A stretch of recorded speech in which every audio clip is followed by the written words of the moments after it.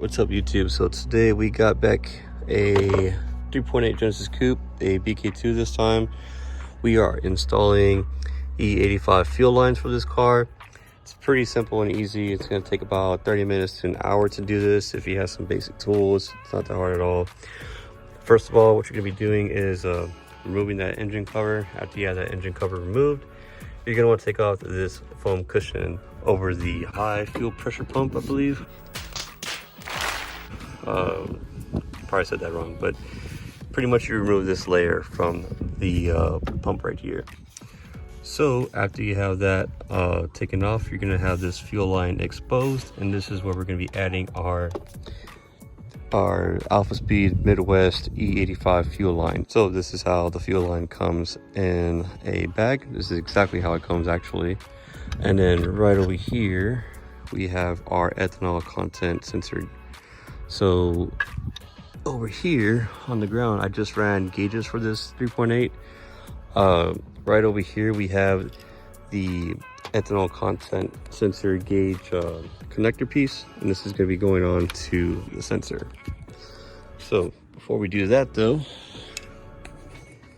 let's go ahead and get this guy disconnected. So the way how I got that guy disconnected, so pretty much I'm going to use two flatheads, and with two flatheads all I'm going to do is press in on one side right here, and then use the flathead and come in on the other side and press in on it. Once you have this gray bar right here pressed up against this flush, the line will come off. So I'm gonna see if I can go ahead and record and show you guys what I'm talking about. So I get my two flatheads, press it into like this.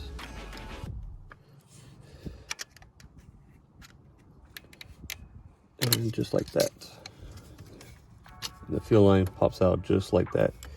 It's really easy, it's not that hard, I promise. So after that's removed, we are gonna come look at our E85 fuel line, and as you can see, there's two different types of barbs. This thicker barb is going to be for the ethanol content sensor, and then the bottom part's going to be pretty much the hoses that we removed. So let me show you guys what I'm talking about.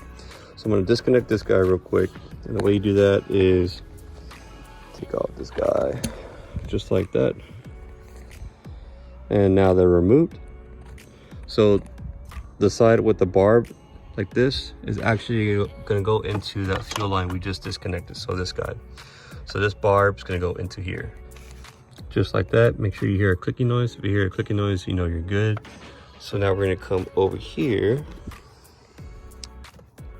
and now we're going to pretty much get this guy taken off. So we're going to unscrew this like that. And there you go. But if you don't have an ethanol content sensor gauge, leave this connected. But if you do have an ethanol content sensor, then what you're going to want to do is get this barb off. All right, so you can see the barb is taken off. Put this to the side. All right, so now we have our content sensor, and we're going to be putting it into this side of the fuel line. So what we're going to do is grab this black fitting right here, and we're going to put it on the content sensor just like this. Just like that.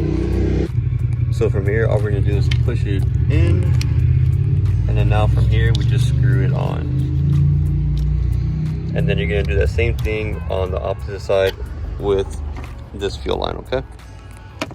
All right, and just like that, we have our ethanol content sensor connected. So now we're going to do and focus on our last part. This is where it gets a little bit tricky, because on the 2015 and 2016 models, I wasn't aware of this, but you will have to shave this piece down. Now, Alphaspeed Midwest, I want to say they can do it upon request. You just got to make sure you type in the correct information before you check out. So if you don't grind it down, what's going to happen is it's not going to clear this right here, this guy. It's still a very tight seal. But just make sure you let them know ahead of time that you have a 2015 or 2016, so they can do the step ahead of time for you, and you don't have to struggle like I did. So we're gonna put this fitting on here, on this barb that we took off earlier, and then we're basically just gonna get the other side of the hose and then just plug it in.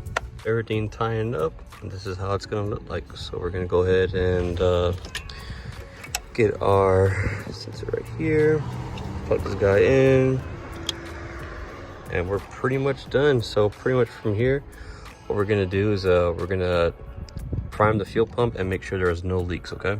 Alrighty, just like that, there are no leaks. I'm gonna zip tie this guy down right here, and then that's pretty much it on installing the E85 fuel lines on the BK2 3.8.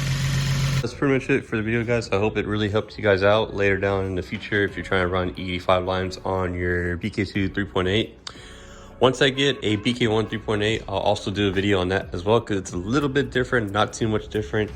There are a couple parts that are different, so I want to show you guys the difference between them. But I don't know when that will be. I don't have a BK1 3.8 that wants to do E85 conversion kit yet.